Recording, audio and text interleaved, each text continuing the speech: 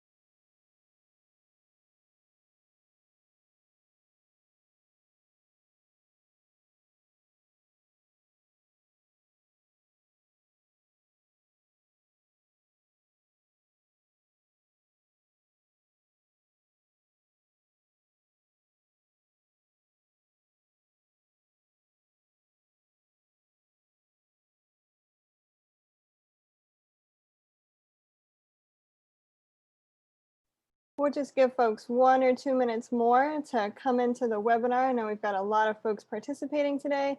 So as you filter in, please keep your camera and video off, or keep your audio and video off.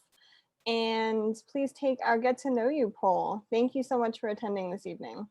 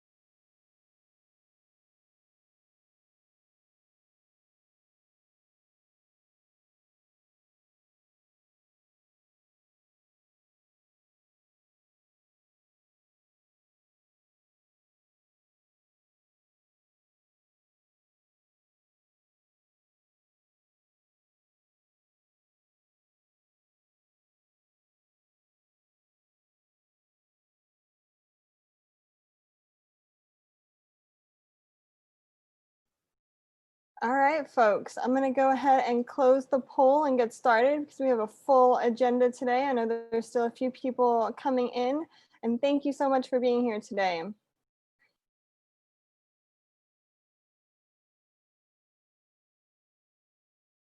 So welcome everyone to the Knauss Marine Policy Fellowship 101 webinar. I'm Rachel Hager, and joining me tonight are 3 fellows who are essential to pull off this amazing event: Jasmine Pratt, Leah Segui, Christian Rude, and the 4 of us are current Knauss Fellows in the class of 2020. We are also joined by 24 other current fellows who are participate in the breakout rooms. We are very excited you are joining us today. We had over 250 people register for this event. And this is the first time we've had a Knauss informational session this big, and especially in this virtual format. So please stick with us as we tackle any upcoming technology challenges. The Knauss Fellowship is a learning experience. And so if we have any stumbles along this webinar, it's all part of the process. We are highly reliant upon technology right now. And if technology abandons us today, we do have a backup plan on GoToWebinar.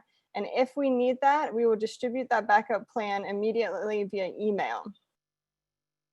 We will begin today's webinar with an overview of the Knauss program from Maddie Kennedy, the coordinator of the NOAA Sea Grant Knauss program. We will then have a panel discussion featuring 3 Knauss alumni from a variety of Knauss years, pathways to the Knauss, careers after the Knauss. And those panelists are Julie Palakovich Carr, Helen Cheng, and Jeanette Davis. And we will learn more about them later. Unfortunately, Gonzalo Cid is unable to attend today. We'll wrap up this webinar with a question and answer session in small groups via Zoom breakout rooms. In each room, we will have at least 1 Knauss alumni and current Knauss fellow to answer questions about their experience, the application process, and any other questions you may have about the Knauss program. A few housekeeping logistics. Please keep your video and microphone off during the 101 session and the webinar session. There will be an opportunity to chat with the current and former Knauss fellows, as I mentioned, during the breakout rooms at the end of the webinar. We have a questions Google form that we put into the chat box, and you may enter questions on that form. We just simply cannot handle 200 plus people putting questions into a chat box at one time, so I hope you understand. Please be aware that we may combine like questions when applicable. And we will be pulling questions from the Google form during both the 101 session with Maddie Kennedy and during the panel session. After the webinar, we will follow up via email on any questions that were commonly asked, but that we didn't get a chance to address during the meeting. We will also share a PDF of the slides and a recording of the 101 session and the panel. We will also include a frequently asked questions document about the application process and the eligibility. The breakout rooms will not be recorded. So let me stop sharing my screen. Give me one moment here.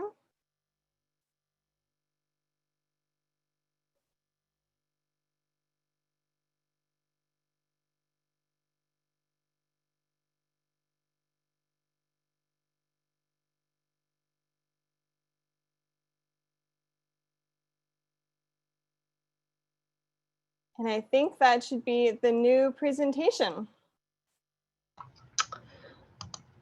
Hey, Rachel, we see the new presentation. Great. I'm just gonna, I think I wanna switch my camera so then I don't look like my head's getting chopped off. That's no worries. Right. And here, I can introduce you, Maddie. I was switching between screens here. So without further ado, allow me to introduce Maddie Kennedy, who is the NOAA Sea Grant National Fellowships Manager. Take it away, Maddie.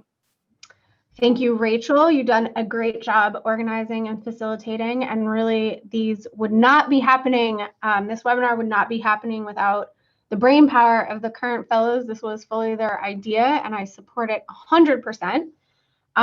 So just to get started, for all of you, this is how you can get in contact with me as the fellowship manager anytime. That's our phone number, that's our email address, and you can reach out with any questions, and we're happy to try and answer them.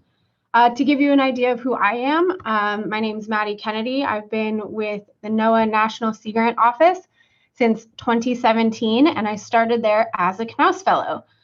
Doing coastal resiliency work, and then I got hired on to help out with the fellowship program, and they have not forced me to leave yet. So I am still here working on the fellowship.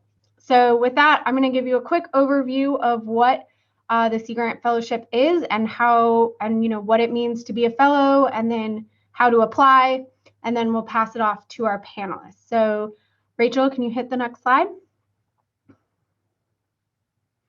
Oh, we skipped one. So for those of you who have never heard of Sea Grant, that's okay. That's why we're here. We're glad we welcome you into our Sea Grant family. Our mission is to enhance the practical use and conservation of coastal, marine, and Great Lakes resources to create a sustainable economy and environment. Sea Grant itself is within NOAA, but if you go to the next slide, we are comprised of 34 university-based programs. These programs are all across the country, including in some of our territories like Guam and then as well as Puerto Rico. We also have a law center and a library. So we're headquartered at the Silver Spring NOAA facilities, and then we have these programs across the country that help us do the great work of Sea Grant. So next slide. So what is the Sea Grant Knauss Fellowship? The Sea Grant Knauss Fellowship provides a unique educational and professional experience to graduate students who have an interest in ocean, coastal, and Great Lakes resources and the national policy decisions affecting those resources. You see this picture of a bunch of little headshots on a Google Hangout, and this is actually a smattering of the incoming 2021 class. So these are the folks that are predecessing you. They haven't started yet, but they just went through a wild first ever virtual placement week. And so here we are celebrating their successful placement. Rachel, you can go ahead to the next slide. So the fellowship has been around since 1979. We're closer to 1,400 fellows now with the 2021 class coming in. Almost all of our Sea Grant programs have been represented in this process. Actually, no, that's incorrect. All 34 Sea Grant programs have sent a fellow within the last couple years to the program, so that's very exciting. And we've been launching illustrious careers that you'll hear about in a little bit since 1979. Most of the issues that our fellows work on, in either the executive or the legislative branch, are on the latest issues in ocean, coastal, fisheries management, and research. Next slide. So what is the Fellowship Award? This is a unique fellowship because this money does not actually support your direct research. So this is a fellowship program that gives you work experience. The fellowship itself provides a placement in the Washington, D.C. area in either the legislative or executive branch of the federal government for 12 months. So I gave you a little bit of a breakdown of what the award itself is. It's $61,000 in salary or stipend. That includes health benefits, $5,000 in allowable expenses. And those allowable expenses can be anything from relocation to academic tuition and academic fellowship related travel. So if you're in the final year of your graduate degree, you can use this money to help cover any potential fees that you may have to finish out your graduation. Then we also provide $2,500 to support travel to DC for an in-person placement process. That is asterisked because who knows if we're, what the next couple years look like, especially in the face of COVID. So, that money is subject to maybe or maybe not, depending on what our in-person work status is. And then finally, your host, if you are a fellow and placed in an office, your host has the option to add $15,000 to support host office travel. Again, this is optional and subject to the discretion of the host. Not everybody gets these dollars, and not all placements travel as much as some of the others, but it is one of the cool perks as long as we are allowed to travel. All right, Rachel, next slide. Okay, so 3 branches of the federal government, Schoolhouse Rock, hopefully taught everyone something about this, but we have the legislative branch, which, they make the laws. The legislative branch is Congress, it's the Senate, it's the House of Representatives. The executive branch is actually those that carry out the laws stated by the legislative branch. The executive branch is led by the president, the vice president, the cabinet, and then all of the other agencies, all the other federal agencies are part of that. All right, sorry, I keep checking to make sure that I'm not getting any questions in, but you can go ahead to the next slide, Rachel. So you might be in the executive branch, and this you get the opportunity to work across the executive branch of the federal government. Many of our host offices have hosted a fellow in the past and you may frequently work for or with a former fellow. You may lead a specific project, or you may serve in a more coordination role. Next slide. So this is just a sample of the potential host offices on the executive side. There's probably many familiar emblems to those of you out there, but there may be some new ones. So we have Fish and Wildlife Service, NOAA, EPA, Department of Interior, so that's like Fish and Wildlife Service. Then we also have places like Army Corps, Department of the Navy, Treasury, Transportation, NSF, Marine Mammal Commission, U.S. Global Change Research Program. And what I find amazing is that all of these different agencies are all working across the board to support the health of our coastal spaces. So that's really exciting. It's just a different way of looking at all the things you can do in the federal government. All right, go to the next slide. So you could also be in the legislative branch. Many offices have hosted a fellow in the past. You frequently work for or with former fellows. You can work on, and then you work on hot topics in the office. It's not always ocean and Great Lakes related, but it is always environmentally related. Well, I should say most of the time. This year, some of our fellows got to hop on and work on COVID bills, or from everything from the COVID bill to the most recent oceans bill that was dropped like 2 weeks ago. So really wide range of topics if you're on the legislative side. Next slide, please. So some potential legislative hosts are the Senate or House of Representatives. You can be on either side, personal offices or committees, and then either in the majority or the minority. So we really have representation across the board in terms of different host offices. So really great opportunity if you've ever wanted, or maybe if you even haven't thought about being on the Hill, it's a really great opportunity. All right, go ahead and go to the next slide.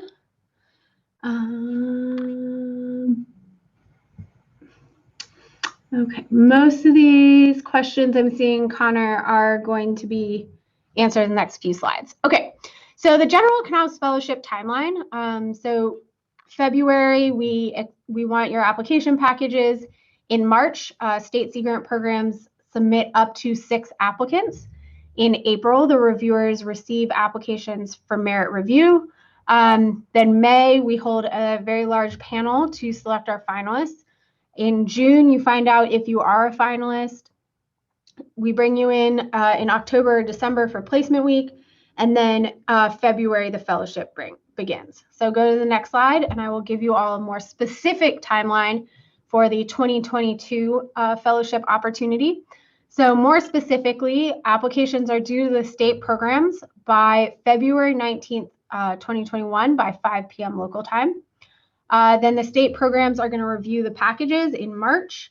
Then they nominate in April, same general timeline. And then our placement week was actually shifted, so it may be October and January next year as well.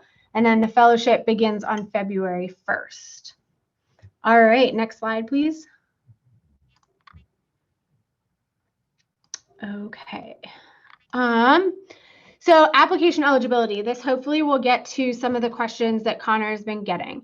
Any student, regardless of citizenship, is eligible to submit to this opportunity if you fall into these categories.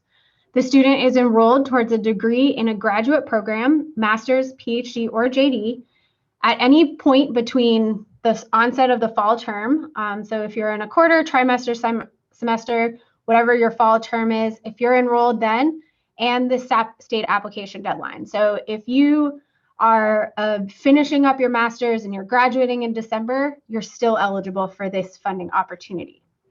The second condition is that the graduate degree will be awarded through an accredited institution of higher education in the United States or U.S. territory.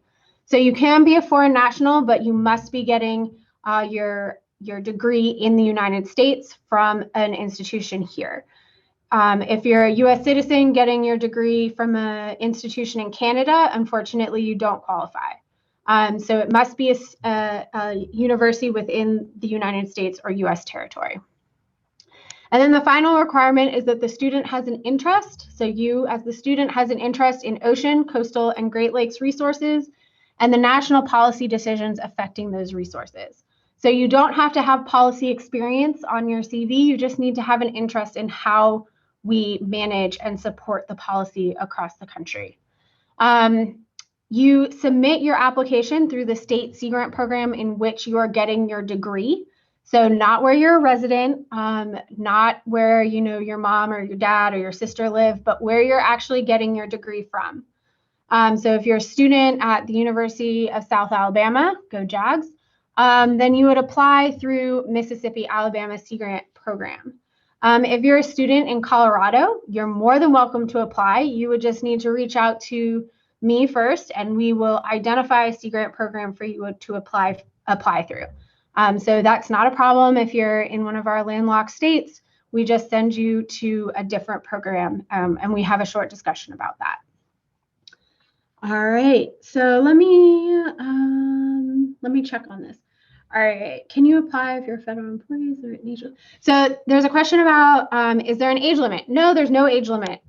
Anybody is welcome. We do not, Sea Grant definitely prides ourselves on the fact that we do not discriminate based on age, gender, race, sexual orientation, military history. Like, anyone is eligible as long as you fall into these categories. So if you are, you went back to school after a long career and you want to come in and try the federal chance, then yes, by all means.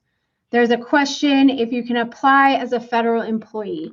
Well, you do have to be a student to apply. So I'm not really sure your scenario as a federal employee. If you're getting a student, if you're currently a student, you're eligible, you're allowed to. You would have to give up your federal employee status as a fellow. I hope that clarifies that question. If you accept a PhD outside the country, but your master's is from a US-based institute, you are not eligible for the Knauss. So if you apply based on your master's degree, because you just finished your master's and then you're coming to the Knauss based on your master's, then you're absolutely eligible. But if you're applying as a student, as a currently enrolled student in a PhD program outside the US, you are not eligible. How many applications does the national program receive, and what percentage of these applications are accepted? That's a really great question. So all of our programs are allowed to submit up to 6 applications. So that's 34 times 6. Math, that's like up to 240. I'm really bad at math. There's a reason I did biology.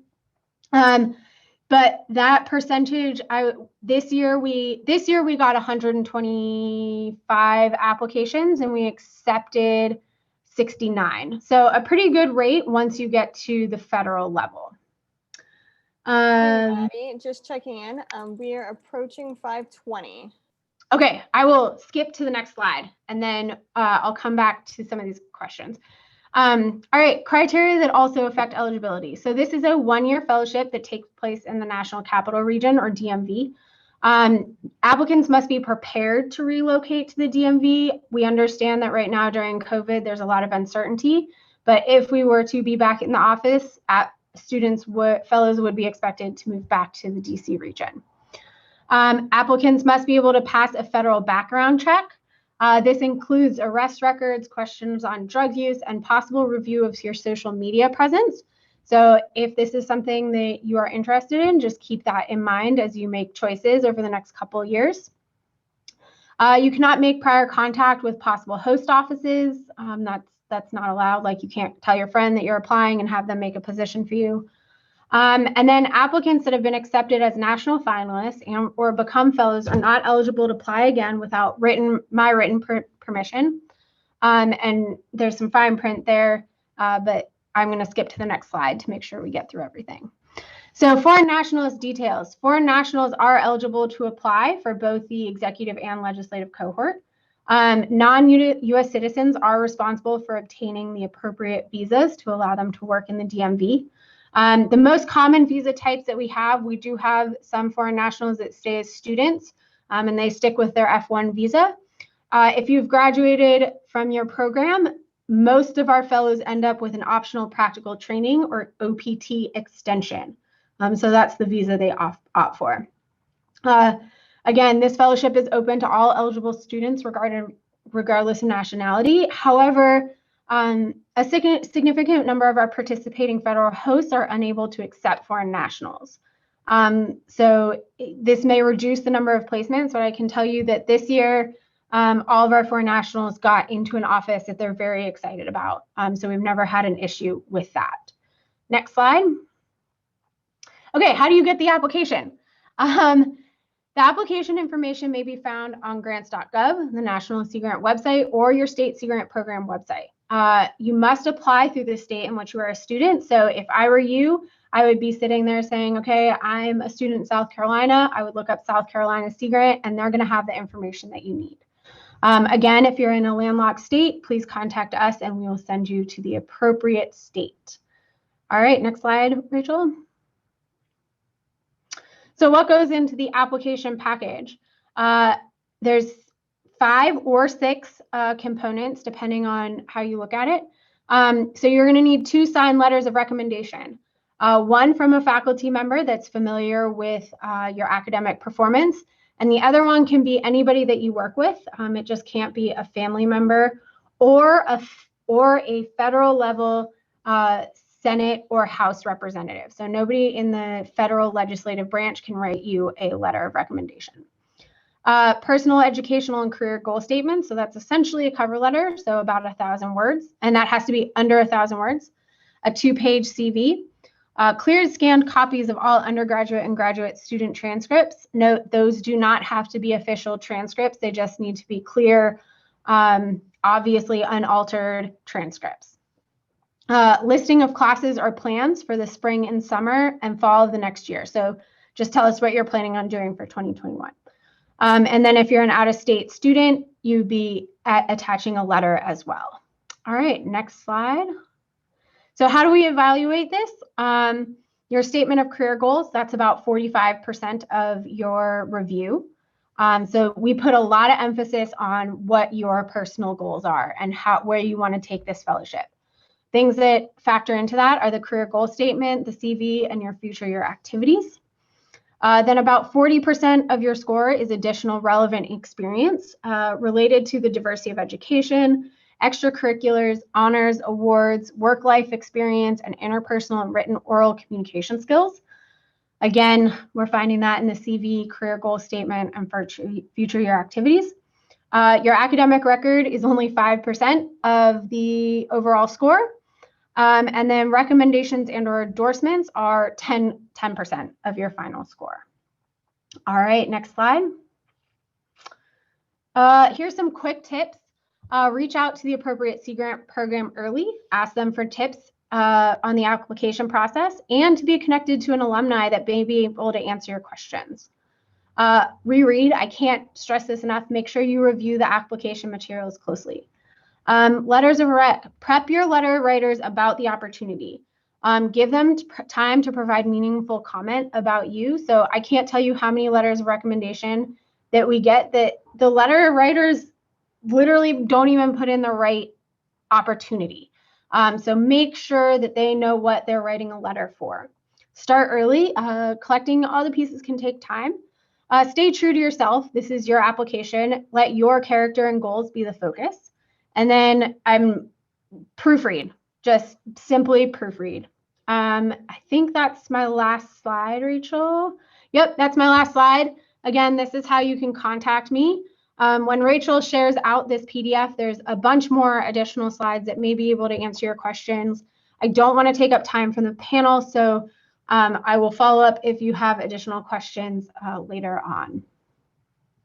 Wonderful. Thank you so much, Maddie. We really appreciate it. Thank you so much for a great presentation and lots of great tips.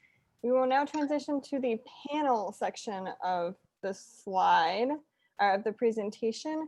So if the panelists, Julie, Helen, and Jeanette could turn their videos on, and I will get situated with these introduction slides. Give me one moment.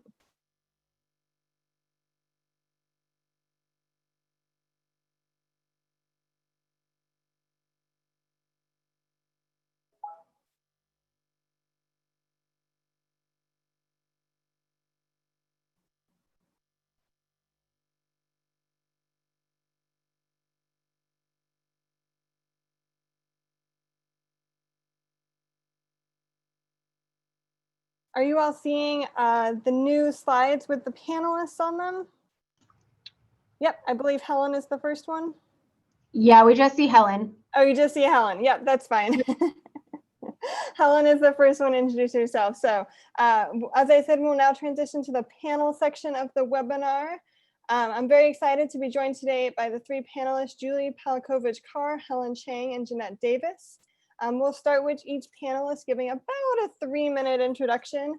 It's okay if it's a little longer, and then we will have time for questions. Again, please enter your questions into that questions Google form that should be in the chat box, and we also emailed the link. And as before, we may combine like questions when applicable, so you may not hear the exact wording of your question when we respond. So Helen, if you would like to take it away with your introduction. Yeah, way to start off with one of my embarrassing photos, but hi all, thanks for coming on to this presentation. I'm really excited to talk to you all potential applicants. Don't mind the outside noise. That's product of living in the city.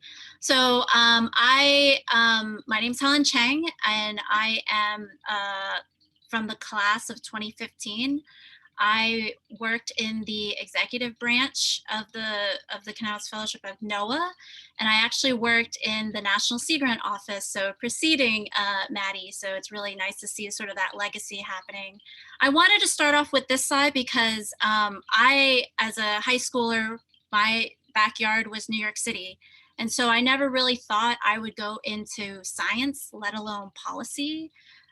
But when I started learning about, animals in museums and aquariums, because I didn't really have access to wildlife or nature really, it really sparked my interest in biology and in education, especially with marine science and marine biology.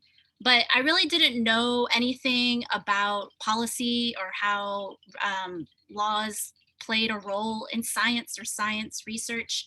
I knew the education side, I knew the science side, but I didn't really know how policy played a role.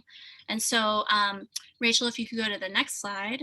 So that's where the Knauss Fellowship came in for me. I actually heard about the Knauss Fellowship through my roommate in grad school, as she was about to do her fellowship in DC. So a lot of words get around in terms of that. And so I kept my eye on it until the time was right for me to apply.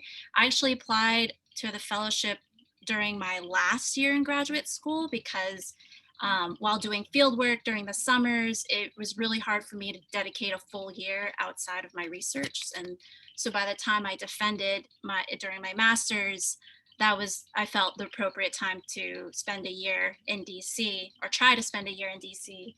And so I was awarded the fellowship, and working in the National Sea Grant Office, I worked on issues relating to coastal resilience.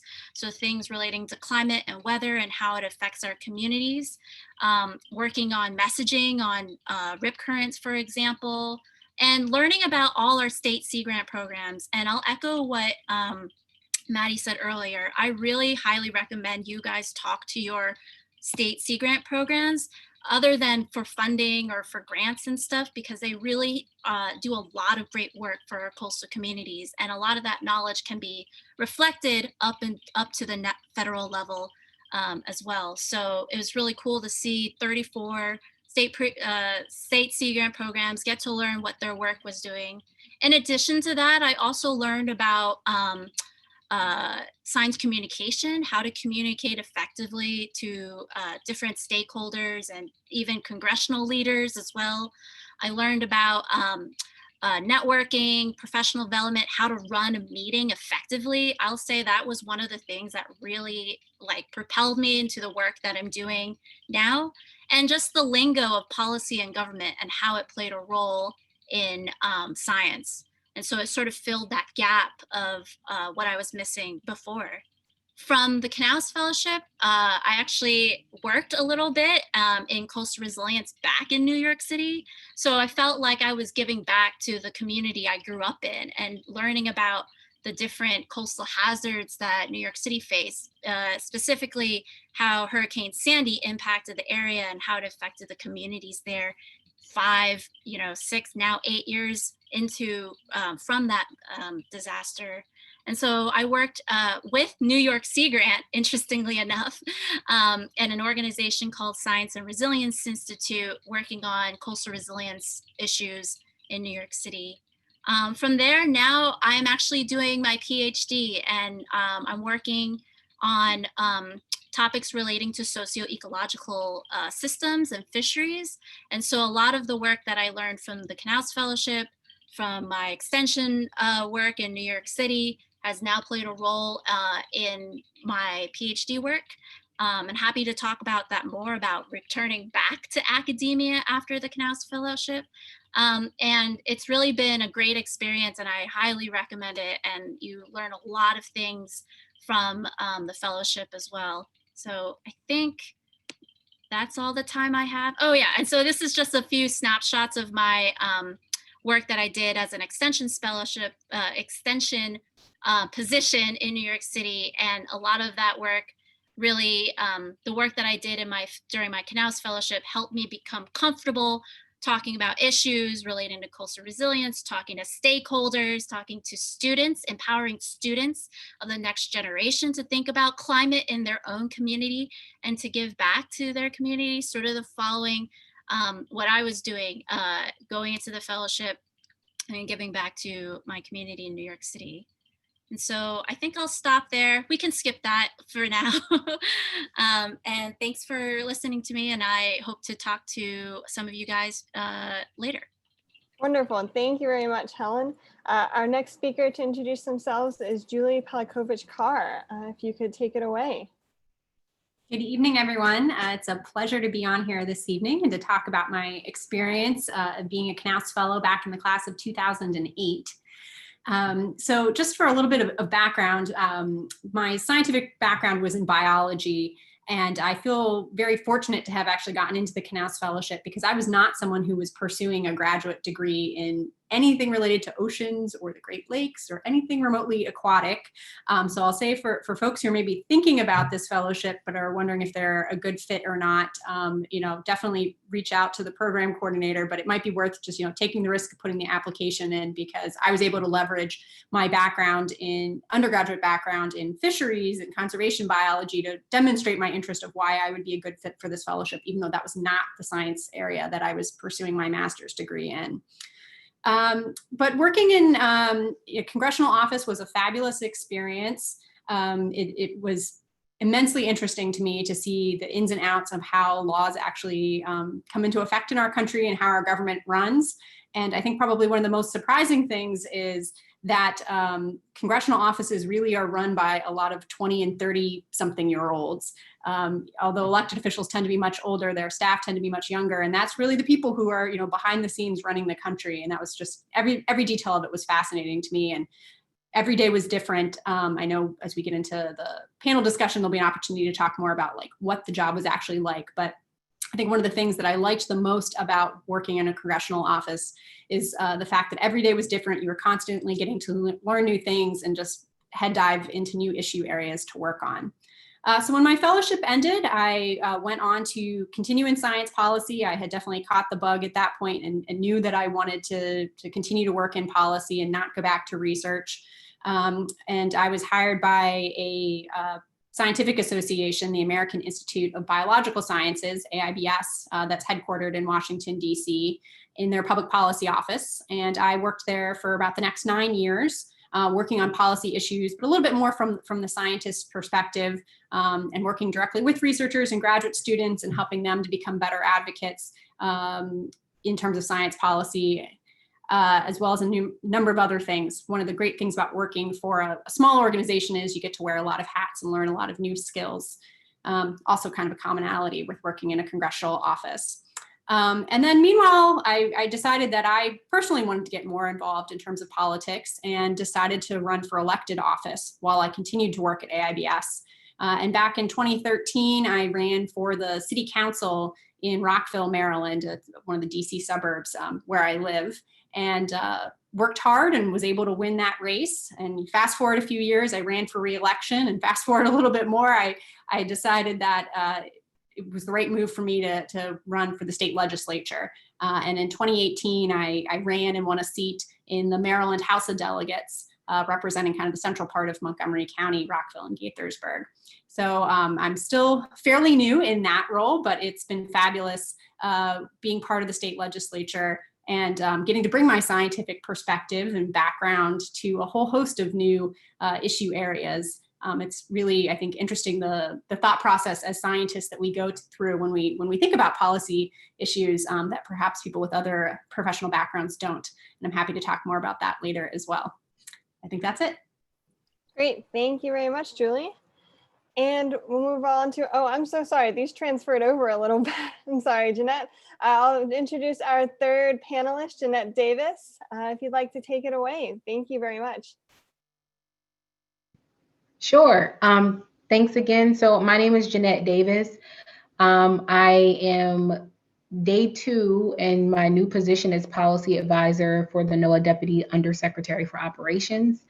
And I am learning a lot in that position, but my email is listed there as well as my website.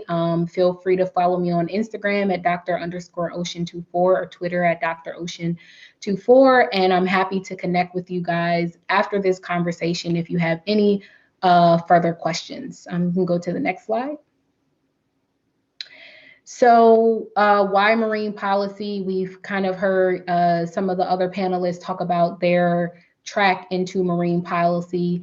I was not, I grew up loving science. I was always very curious and inquisitive. So I always did well in science. So I knew that I wanted to pursue a career in science.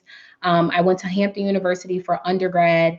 And I actually thought, like a lot of people who like science, that I was going to be a medical doctor. And so I initially was kind of on a track to, study medicine. And I just happened to go into the marine science department to see, what they would offer. And I literally fell in love with ocean science. It was like the science I had been waiting for. I'm a nerd and like I just love all sciences. And to study the ocean is to really study a lot of different sciences. And so that's what I loved about studying the ocean. So I went there for undergrad, majored in marine environmental science, and then got my PhD in marine microbiology at University of Maryland. And I did natural products drug discovery. And I remember going over these case studies about, how to patent a natural product and how the Supreme Court had got involved and what is deemed a natural product. And it really started piquing my interest in terms of how government played a role in making decisions for science. By that time, I also understood that my PhD advisor never did any science. He was writing the grants to keep his lab afloat. So that also gave me a different perspective on what it is to be a scientist in academia, and also a better understanding of how scientists literally write grants to the government to fund them to do research.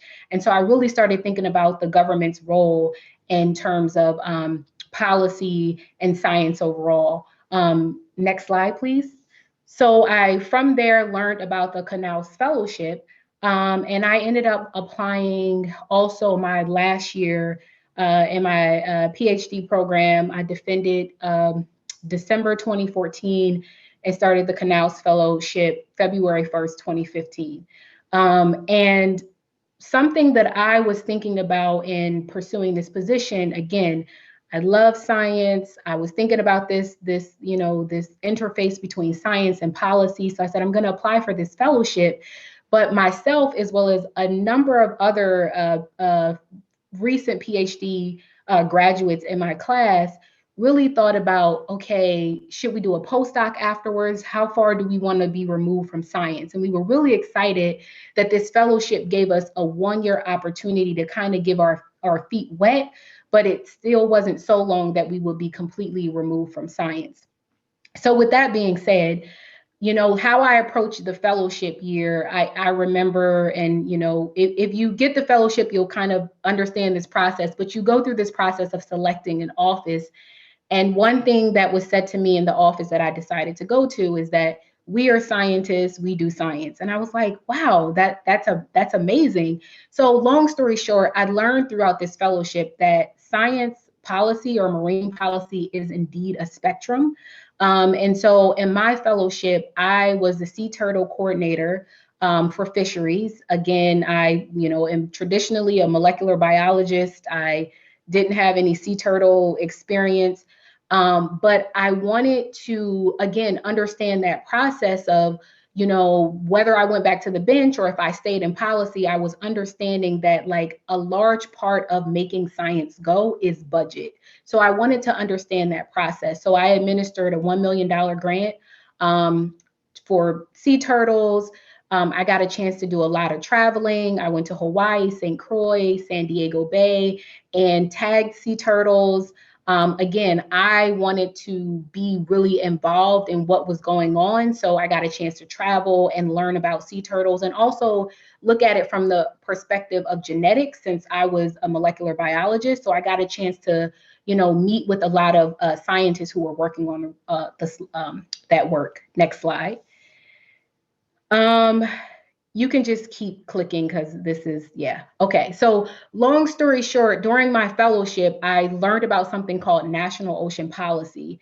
And essentially it's White House level policy under the Obama administration. He formed this executive order on ocean policy.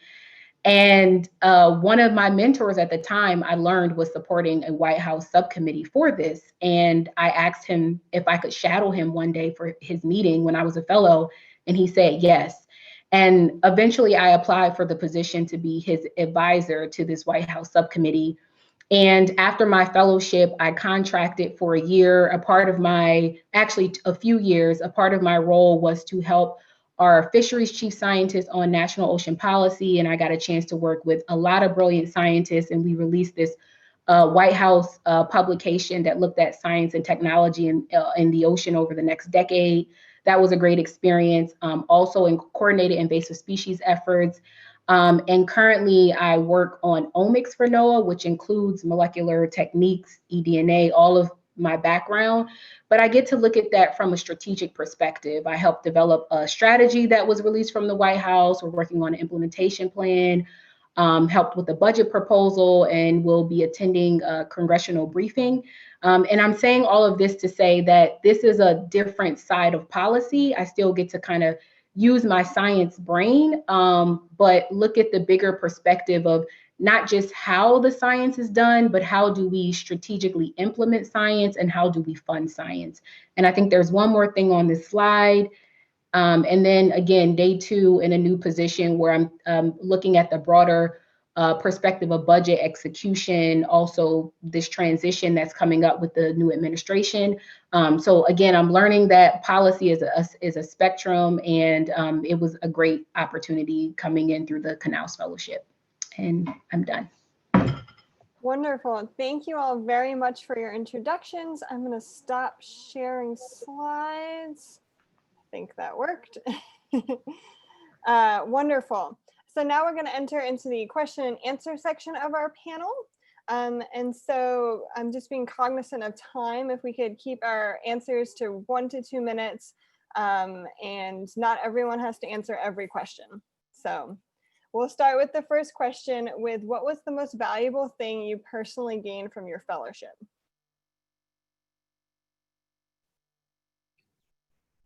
I can start. I mean, I think having some clarity about where I wanted my career to go, because in graduate school, it was not clear to me what I was going to do the next year or even for the rest of my life. But, being in a placement and being in a fellowship that really felt right to me, it made me more confident about what I actually wanted to do professionally.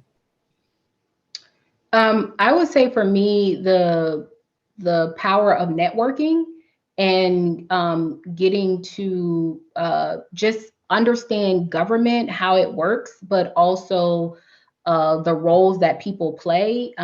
Most of the people that I had met during my fellowship year, for an example, I had interviewed with certain people that I didn't necessarily end up working with, but later on worked with them in government. And so I think networking was a valuable thing that I learned, and to just know that people sometimes come back around in another way. So always try to form great relationships with people. Yeah, I'll echo what Julie and Jeanette said, and I'll add exposure as well as, like, as especially coming from a research background, exposure to policy is an exposure to federal government, and knowing the ins and outs has been really valuable to me. Excellent. Those are all great answers. Thank you all. So our next question is, what are some skills you developed during your Knauss, and how are those different from the skills that you developed in academia, and how transferable are those skills? Both the ones in academia and in the Knauss. We're squishing a bunch of questions together here. So I'll chime in first. I'll say one thing that I've learned that I did not know until I got this position is that the skills that you learn at the bench are applicable to marine policy. And I think that I was distinguishing them a lot, but critical thinking, how to problem solve, how to be objective, all of those things are really valuable skills. So don't discount like the things that you learn at the bench, because they are absolutely necessary and important in this field. Above that, one distinction I will say is in terms of communication. In science, there's jargon, things are detailed and lengthy. And I would say for me at my level, it's the bottom line. So I've learned to be more concise. I've learned to, I would say, for an example, when I'm writing a memo or something, I think about the who, what, why, when, budget. And when you're writing a scientific paper, it's more details, it's the results, it's, all of this stuff. So I think one distinction is in terms of communication and really understanding your audience and leading with what your audience would want to hear. I would also echo the communication skills was probably one of the more valuable things that I learned. I felt like during the fellowship and probably for years afterwards, I spent a lot of time unlearning the way I had been taught to communicate as a scientist, and being much more clear and putting the bottom line up front about what the most important thing is, rather than working your way through it, say in an abstract in a scientific paper. Yeah, I think along the lines with that too is to also think big picture as well as small picture. I think as a scientist, and I know maybe some of you guys aren't scientists, we're always so focused on one thing, but you also have to think about other groups, other different types of people, to think about how do you translate the work you're doing that makes it relatable to them. And I would say that's where the fellowship really helped me think a holistic way versus very narrow. Great, thank you all so much. These are all great answers. Our next question is, can you elaborate some more on the differences in the work that you did versus executive versus legislative branches in your specific position, and give more details about how policy focused or science focused the different aspects of your fellowship was?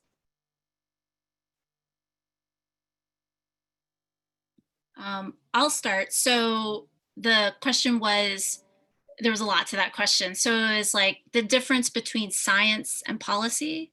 So the question is more about how much science focus was there, how much policy focus was there in your different placements, and maybe emphasizing the differences in the legislative versus the executive placement that you had. I'm sorry, I'm trying to squish a bunch of questions. Yeah. Really, really great questions from all of our participants. Yeah, so I worked in the executive branch. That's where NOAA National Sea Grant Office sits, and so I'll talk about that. We did interact with a lot of congressional folks, but I can only speak on behalf of the executive side. I would say it really depends on what you want to get out of the fellowship. So for me, I chose an office that was totally outside of what I was working on in graduate school. And while the topic was different, I think the skills that I learned in graduate school transferred very nicely to what I was doing in my fellowship. So I worked a lot on climate change and coastal communities, a little bit of social science, and that was not what I was doing during my graduate work, which was mostly zoology, focusing on fish and vertebrates. So, so that was really the sort of the differences and the contrasting elements of academia versus the fellowship. But the skills that transferred was the communication, the logistical thinking, the planning, the methodology of it all. So for me, that's what those compare and contrasting things were.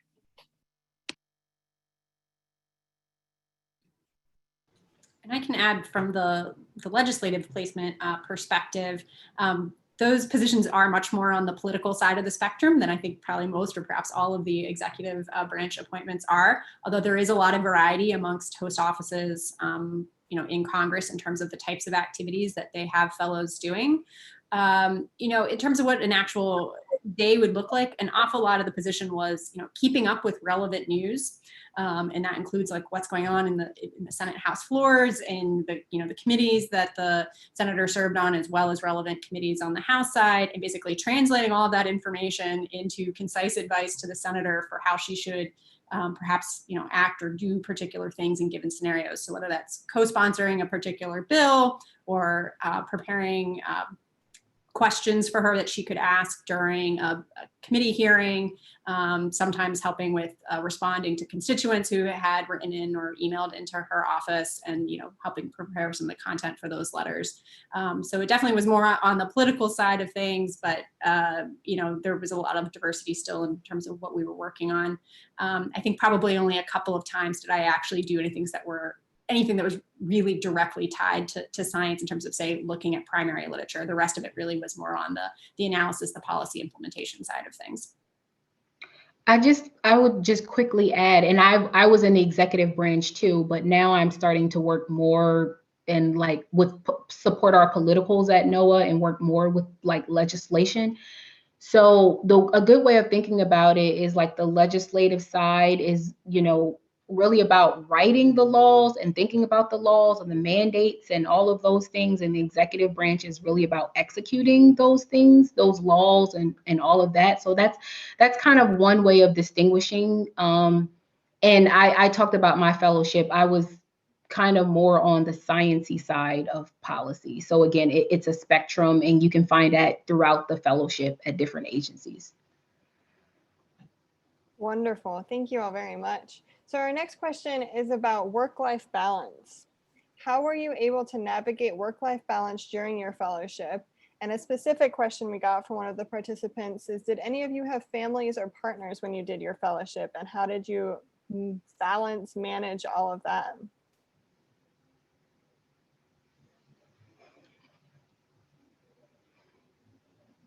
I see a laugh from you, Jeanette. I'm going to call on you to go first. It's the $1 million question. But okay, so this is my motto. I think balance is for yoga. That's when you should balance. Everything else, I feel like you have to decide what the priorities are. And I will say, someone who, he's now retired, he was the past fisheries chief scientist who was my mentor. And one day he came, I was sitting in my cube and I was working kind of late, and he came down. He was like, "Why are you still here?" And I was like, "Oh, but there's this big meeting and da da da." He's like, "No, you're a fellow. Go home."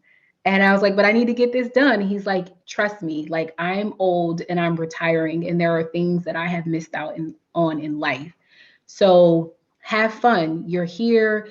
If you made it through this process, you're smart. You're intelligent. We know that. So find ways to have fun and turn it off when you need to turn it off." So I do take that advice, but then I also know there's times where you just grind. And so you kind of balance it by accepting that there will be times where you will turn it off, but there will be times where this week is chaotic and you deal with it, and that's that. Yeah, I would say my host office was very cognizant of work-life balance, and especially when you're in DC and there's so much happening, you will most likely experience FOMO, and that's okay. There's no way to experience everything and every professional development workshop and what have you. In terms of significant others and partners, I've definitely known other fellows who had their significant other come with them to live with them in DC. Others had to do the long distance thing, and they were traveling back and forth and taking turns. So it really depends on the situation. But I'll echo what Jeanette said, your host office understands that you are a fellow, and they they should respect your work-life balance. And just to briefly add, I was a newlywed the year of my fellowship. My husband and I had already decided at that point to relocate back to the East Coast. We moved permanently back to this area at that point, which certainly made things easier. There definitely were other fellows who had families, who had partners. I don't think too many who had kids, but I would echo what the other panelists had said, that I would say most host offices are very cognizant of the position that we're in, and trying to treat you well because you are not a regular employee, and trying to make sure you get home at a reasonable time most nights. I am going to loop in Maddie Kennedy, who could offer a little bit more on this question too. Yeah, thanks, Rachel. I think that both the previous panelists had really good points about balance and identifying your personal priorities. But we do every year have a couple fellows who have kids. It is possible. It's actually a great, networking opportunity to have your kids hang out. So I think that if you have kids, don't let that limit yourself. All of our host offices are understanding. So I would say, definitely don't let that hesitate or factor it in, but it's not a limiting factor. I will say that. Great, thank you, everyone. So I'll jump into the next question. The next question is, can you describe the role of your advisor or mentor during your fellowship? The mentor of your host office. Yes, Okay. the mentor of your host office. Yep. I think a lot of these participants are used to the advisor in academia. And so yes, the mentor of your host office. Yeah, so my mentor was, he was very hands-off, but he was very trusting of what I was capable of doing. And so he understood that, he definitely had a lot of faith in me in pursuing something, and it gave me a lot of independence of what of the things that I wanted to do, right? And so he was always there to provide guidance, because he himself was also a fellow too. And so it was really nice to just share experiences and check in now and again. But my fellowship was very much like on the cusp of being very independent and doing what I was interested in doing, but also having some guidance and recommendations from him.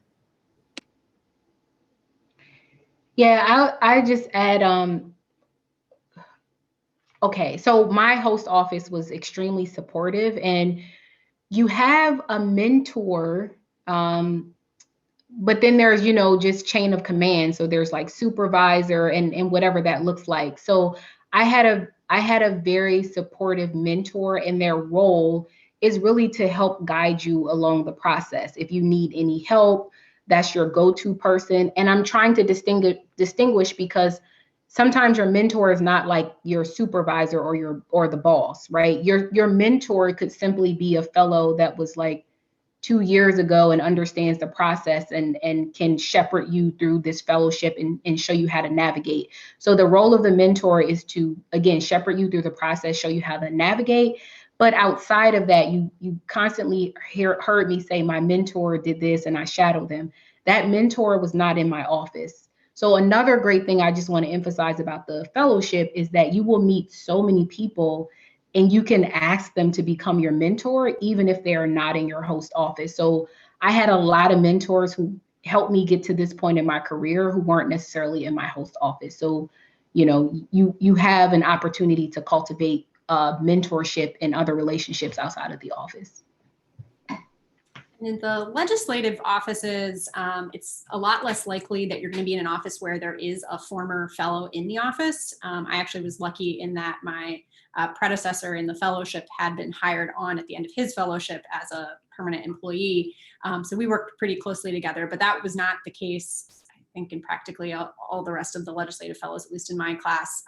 So they oftentimes would be the only scientist in their office. There was nobody else from the fellowship. So I think they were kind of making their own path in terms of a little bit more in terms of what the fellowship looked like and what they were doing in their offices because of that. But again, it varies by the office.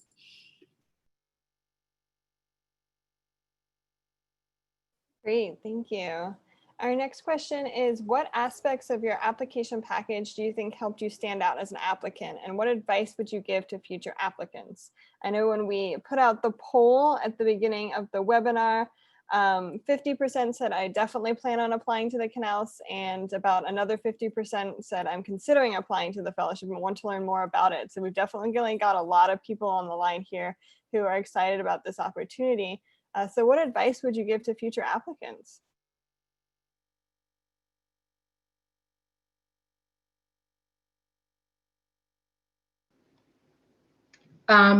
So I would say, as someone who has gone through the fellowship and who has helped with reviewing of applications, I think it's important to show who you are as a person and your personality. And I know that might sound very, I don't know, like cliche, but the truth of the matter is everyone who applies to this fellowship they're really smart and accomplished, right? And that's great. That's really great.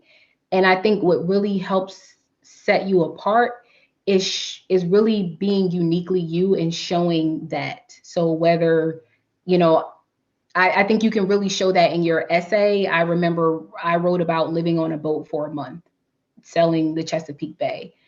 And I think that helped stand out. And I am also saying it from the perspective as someone who's reviewed applications. When you are reviewing and reading lots of stories, you want something like, you want to grab people's attention immediately. And I think a way to really shine is in your essay. So don't be afraid to show your personality, and don't be afraid to talk about how you've overcome difficulty. I think that is really what makes applicants stand out. Yeah, I'll add that just be honest, right? It may sound cheesy in your head, but it may be really impressive to the reviewer, right? And so, just emphasizing why you're applying for this fellowship, and just being honest with yourself and how you've came this far to consider applying for the fellowship. I don't have anything to add. It's been so long. I can't really remember the process very much detail. No worries. Thank you very much. I'm loving all of this advice and all of these answers, and I'm really glad this is being recorded because I want to be writing down notes at the same time too. So this is great. Thank you so much. So we're just to let everybody know, we're extending the panel by a few minutes until 6:10, just because we've gotten so many amazing questions in. So we're going to have possibly one or two more questions to round it out. So our next question is, what experience did you take away from your master's or your PhD or your law degree that was most applicable to your time as a Knauss Fellow?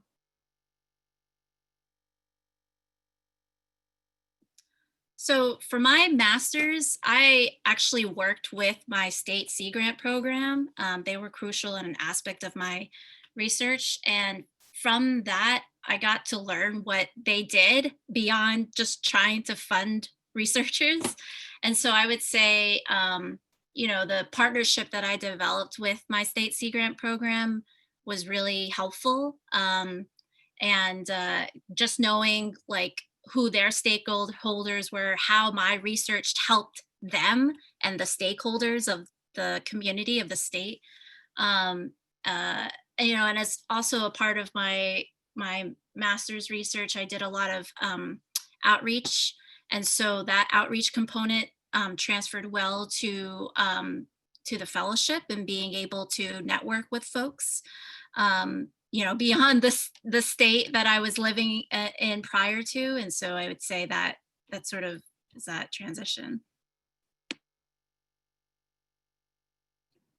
Say for me, actually, it wasn't anything related to like the research or the academics of my degree, but rather just the realization of like how the piece of science that I was working on like fit into a much bigger policy discussion at the federal level. And that was kind of twofold.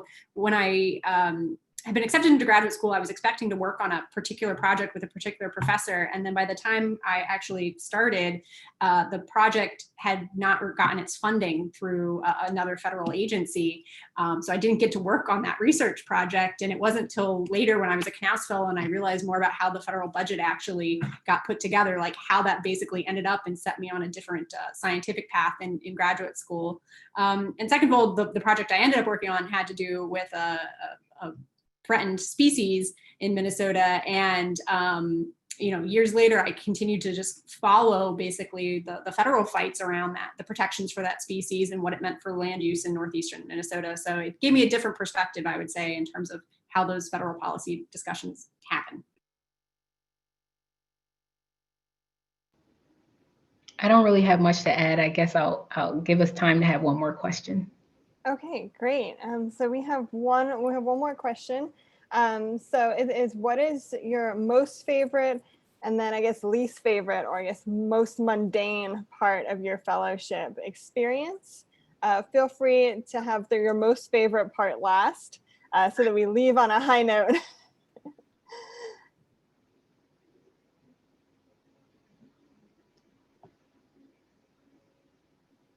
I know I just threw that one at you, and you all have these very serious thinking faces on. Because it was a few years ago, so it's like, I'll start. I think, I'll be honest, and I'm not saying this as like a plug for the fellowship, but like when you just come from doing a 6-year PhD, I don't know if there's a least favorite. I was just excited to do something new, to get paid something beyond the graduate level salary and be in a new city. I will say though, and I think this is the fellowship and beyond, every position that you have, there's just going to be the grunt work, whether that's just responding to emails, signing off on a paper, reviewing something. There's just going to be the work that is so mundane that it's just not exciting, but you have to do it. And so I think in the fellowship, I learned that there is a portion of that. And I think beyond like my fellowship, I'm learning that will always exist. There will just be things that you have to do to check the box. So those things tend to be my least favorite overall.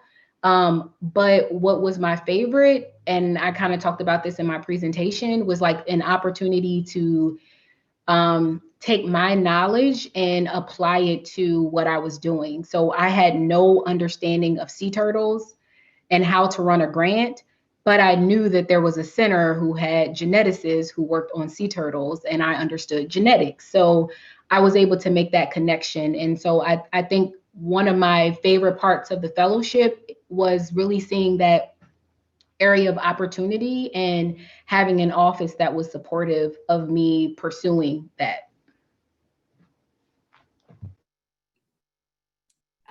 I'll maybe recast the question slightly and say that probably my least, well, that is how I guess it was asked. My least favorite part of the fellowship, and really only at a few times, was being in situations where it was 100% new for me, and in hindsight realizing maybe I'd made some mistakes. But the good part of that is like people understand that you're a fellow, you're there to learn and to grow professionally, and so like those mistakes have been good lessons learned for future opportunities. I would say that my favorite part was, getting to be part of the federal government and being one very small part of this enormous mechanism and all these people that are collectively governing the country and making sure that our oceans and waterways are being cared for and managed well, and getting to have a tiny little influence on that was very exciting. Yeah, I wouldn't call it mundane, but I would say one of the slightly frustrating parts was having endless meetings and calls. And sometimes that can be really frustrating, especially if you can't hear the other person on the other side. But to put it on a positive note, to see the fruits of your labor, all those calls, all those meetings, and turn out something like a product or a policy or what have you. So I would say that was the most, both the mundane, but also positive thing. And I think also networking with different folks, networking with folks outside of your own line office or your own host office, and being able to continue to work with them. So when I worked at New York Sea Grant in New York City, I reconnected with some of the partners that I worked with as a fellow. And so it was really nice to have those connections and just being able to talk to them about the work I'm doing now. So yeah. Wonderful. Thank you all so much. Thank you very much, Julie, Jeanette, Helen. Thank you very much for your great advice and all of your knowledge. It's been a fantastic panel this evening. As a reminder, we will send out a recording of this webinar that will include the 101 from Maddie, as well as the panel. And we will also include a frequently asked questions document after the webinar with answers to some of these frequently asked questions. Sorry we couldn't get to them all. We are limited on time. We will now split you all into breakout rooms. So each breakout room will have 2 current or former fellows to answer questions about the application, their experience in the Knauss, and their future career. Feel free to turn on your video or your audio in the breakout rooms, but please also be respectful of others and take turns answering questions. The breakout room section will not be recorded, and after the breakout rooms at 6:30 p.m., you will not return to the main room and the webinar will end. Knauss Fellows, as a reminder, there is an optional 15-minute debrief after this webinar at 6:30 if you would like to hop onto that. If you have technical difficulties in the breakout rooms, please press the question mark to be connected to the main room where we have Jasmine and Maddie standing by to assist. If you are disconnected from the webinar, please log back in and you will be transported back into the main room where Jasmine or Maddie will reassign you to your breakout room. Jasmine, are we ready with the breakout rooms? Yes, we are. There's a few people shifting around, so I'm going to give it 30 more seconds and then do it. Okay, wonderful. Thank you so much. Jasmine has been wonderful in the background, shifting everyone around. And I also want to give a big shout out to Irvin and Connor, who have been the ones shuffling all the questions from that Google form and then getting them to myself and Maddie. So thank you all very much. It really does take a village to pull off a webinar this big. Alrighty, I'm going to go ahead and send everyone to their rooms.